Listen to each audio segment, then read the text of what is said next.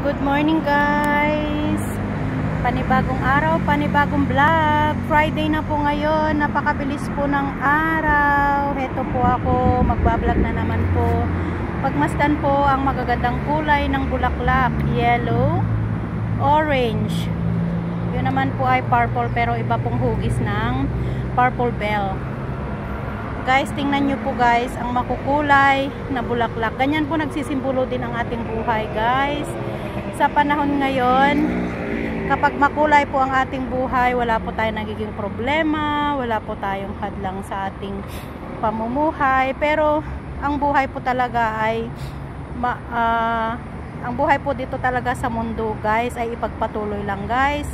Kahit anuman po pagsubok niyan, ay kaya natin yan guys. Go lang po, laban lang po tayo sa buhay dahil kahit sino man po ang tao na namumuhay sa mundong ito, puno po tayo ng problema, ng pagsubok, puno po tayo lahat ng pighati.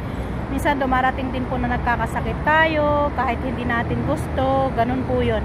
Ang buhay natin guys sa mundong ibabaw ay talagang ganun po guys. Dahil hindi po tayo bibigyan ng problema kung hindi po natin kaya guys.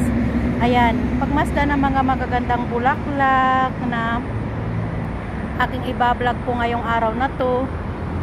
Ayan guys, they are very amazing. Kasi ang ganda po niya guys, oh. Ang ganda-ganda talaga niya guys.